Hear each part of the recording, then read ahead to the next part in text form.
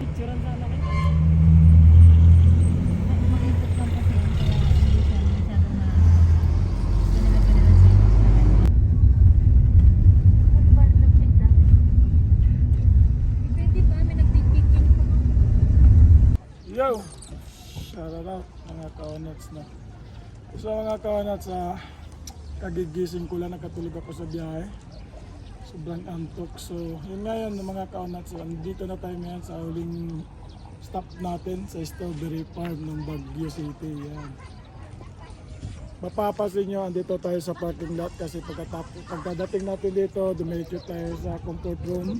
Yung comfort rooms, tingnan nyo, nakalagay comfort rooms. Yan. So yan na, so nandito tayo sa parking area. So pakita ko lang sa inyo mga kawanats yung paligid. Ang ganda ng view, ganda ng sinag ng araw. Plus sa mapa ng view, ang ganda. Tsaka yung weather nila dito hindi mainit. Para siyang parang malapit na mag-winter yung ano niya. Malamig, kunti. Pakita mo, paligid. Ganda. Yan mga kawanats, kita niyo mga bahay-bahay na.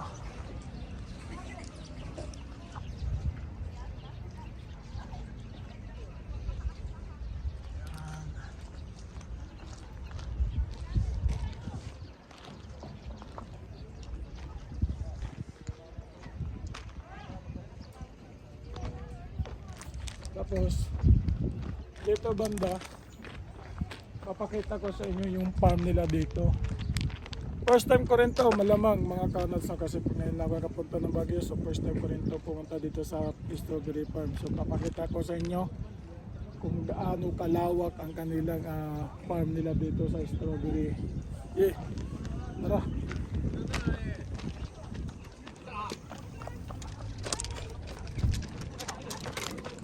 Yun nga na, dito pa lang, save ka na dito sa sobrang laki. Manigurado, patay na yung buwan itong lupo, hindi pa maubos ito.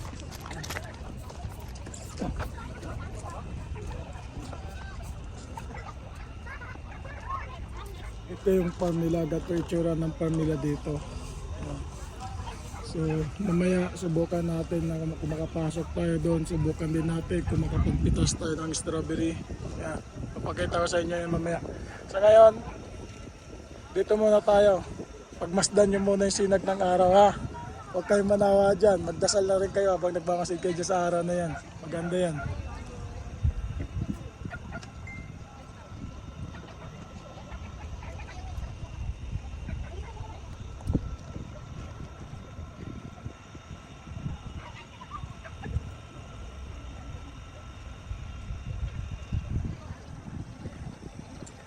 Mga kawanats, punta tayo sa entrance. Hanapin natin mga kasama nating unggoy doon kung nandun na ba sila.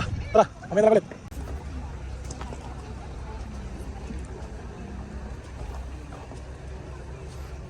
So yun na nga guys, no? May napitas na agad tayo. Di natin ipakita sa video. Kadiretso panindan agad.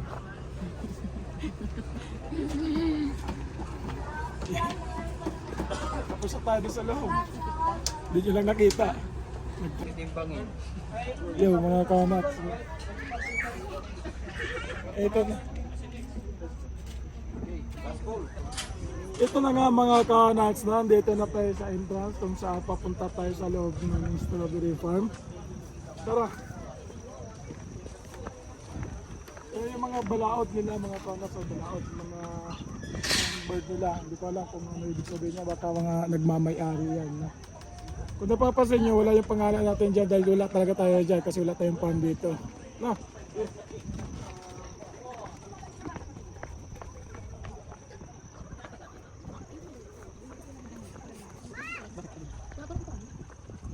So napapansin nyo mga kawanats, dito pa lang sa entrance makikita nyo na yung itsura ng strawberry, ganyan pa lang yung itsura ng kanyang katawan, kanyang yung puno ng kanyang, basta yung puno ng strawberry. So tapos, banda rito, gulay yan. Hindi ko alam kung litos ba yan o litos na, so tama ako ang bilis ng searching ko. And litos po yan mga kawanats, tapos sa taas ay strawberry. Yan, so nakikita nyo may green pa doon dito, green pa rin, may bulaklak, kaya yan, hinog na doon. Oh.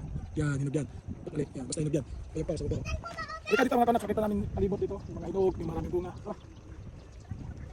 Ayan o. Ito nyo ba yan mga kawanats? Sa ilalim dito, sa ibabaw, strawberry. Yan. So hindi ko lang alam kung pwede ba tayo pumasok sa bawat page ng kanilang pagmamayari. So ito mga kawanats, no, Sibuyas down po yan, kita nyo? Sibuyas po yan. Down ng sibuyas. At ito naman mga kaunas, mabango to, herbal po to. Sa mga hindi nakakalam, herbal po yan. Hindi ko lang alam kung ang pangalan nito kung guni-guni. So mga kaunas, herbal to. Naghahanap siya ng mapipitas kasi di makapitas kasi nasa labas niya.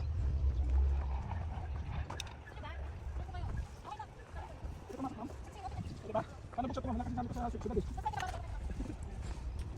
So ayan mga kaunas nyo, nakikita nyo ba yan? Ang daming bunga, mga hinog na. Yan, pwede na pitasin yan. Nakita mo hanggang doon. Yan. Ako na yung ano, wala ka rin namin kanda. Yan mga kaunats no. Yan, nakikita nyo ba yan? Ang ganda, di ba mga kaunats? Doon tayo sa bandang unahan. Grabe mga kaunats, ilang hectares kaya tong lawak nitong lupa na to. Plus, samahan pa na napakagandang sinag ng araw. Yan, dito nyo mga kaunats. Dito nyo makikita. Makikita yung litos na hindi nakabalot. Pure siya tumubo galing sa lupa. Pagdating sa tabi, pichay, sa bungad, dahong sibuyas. Ito pa pala, yan o. Tapos lagi sa ibabaw, strawberry. Pero sa ibabaw, silupin. Yung cover niya, kalima. Hindi ka ganito. Hindi na siya masisira. Dapat talaga, ang talaga ka namin. Ay, tignan mo yun, no? Mga kaunas, di tayo pwede pumasok kasi wala tayo pambayad. Naghirap kami ngayon. So hanggang load na lang kami, hanggang tingin na lang kami. Sightseeing na lang tayo mga kaunas. So ito mga kaunas, no, ang ganda kahit wala pang bulaklak. Yan, sunflower po yan mga kaunas sa mga hindi nakakaalam. Napagkamalang kong okra kasi kamukha ng okra yung dahon. Yeah.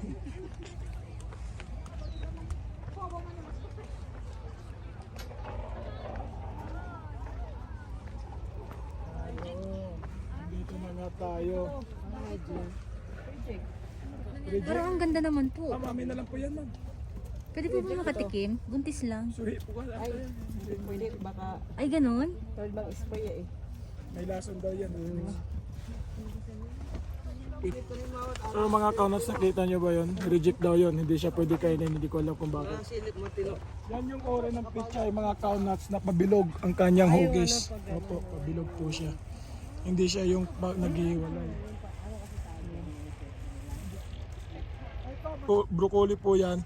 Ito yung sunflower. Kita nyo ba may bulaklak na siya? Mga kaunats, ang ganda talaga ng ano, ng strawberry. Sarap. Sarap pumasok. Sarap magdadampot.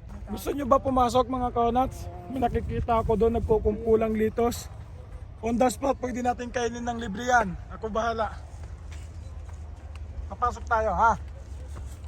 Saglit lang. In 2, 3, 1. Taran! Mga kaunats, hindi litos ang nakuha natin kundi broccoli siya. Ito ang nakuha natin, libre lang po yan mga kaunats. May kasama na gan plastic sa loob, no? Di ba? Ganon kabilis mga kaunats. Pumasok ka lang, paglabas mo, may gulay ka na. So, yun nga mga kaunats, no? Hindi basta-basta makapagpitas dito dahil lahat ng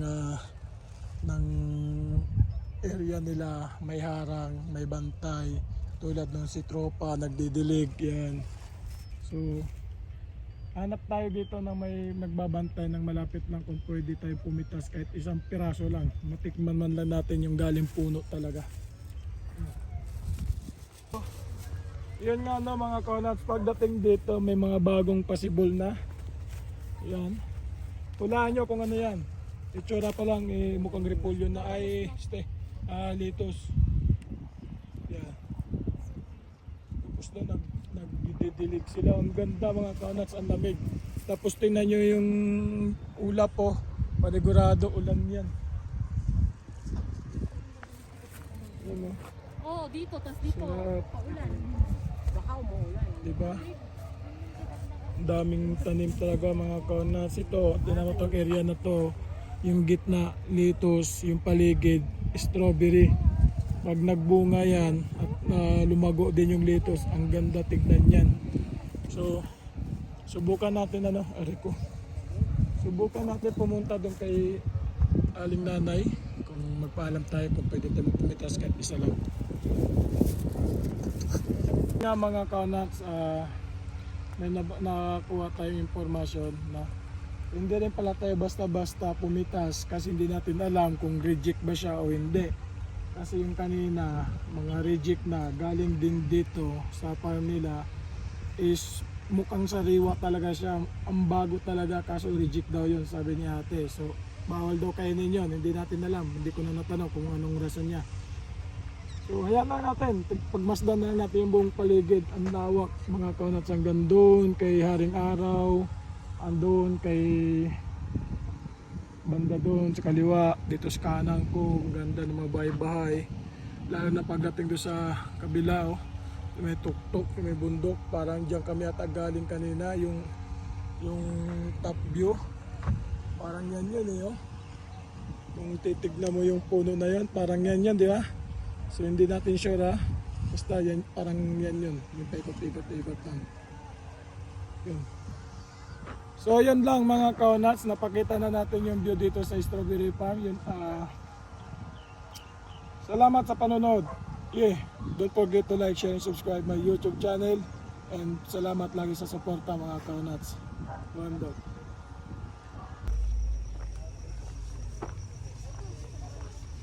Yung mga to pala mga kaunats ay yung mga nagmamay-ari dito sa farm. Dito tayo. Yan, yung mga pangalan kung sino may mga ari dito.